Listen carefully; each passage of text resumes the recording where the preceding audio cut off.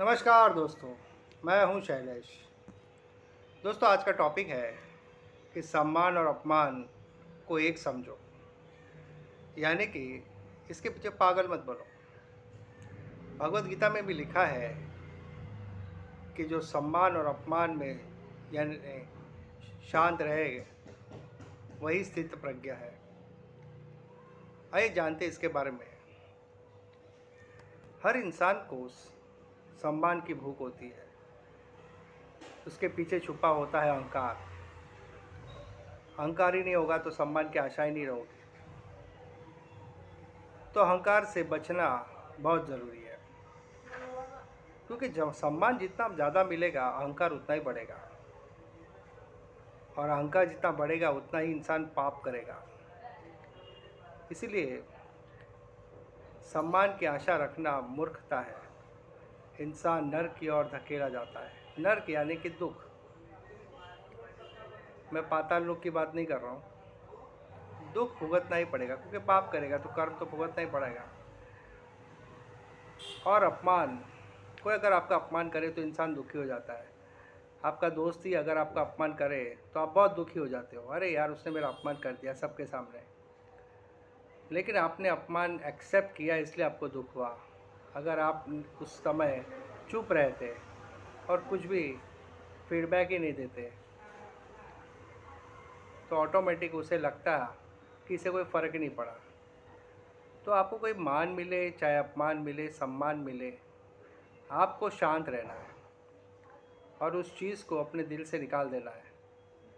कोई भी चीज़ आपको परेशान करे तो फिर वो चीज़ आपसे बड़ी हो गई।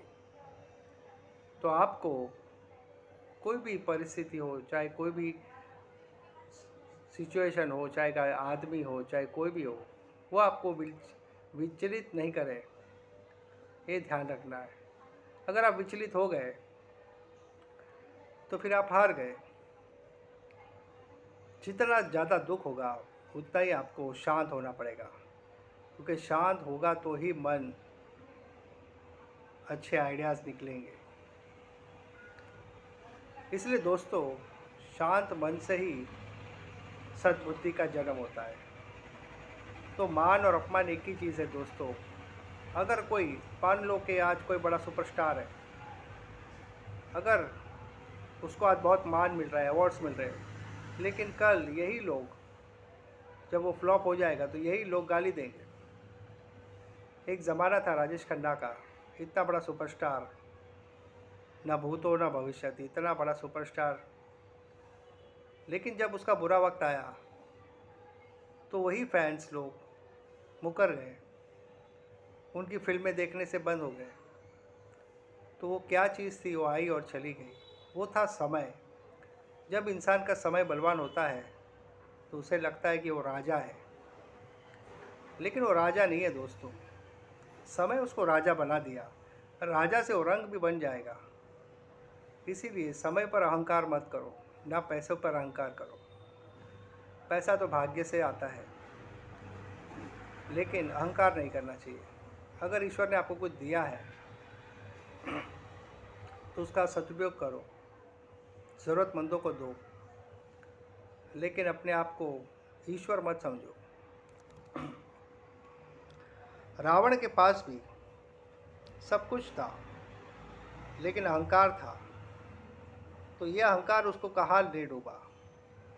क्या ज़रूरत थी उसको जिद करने की।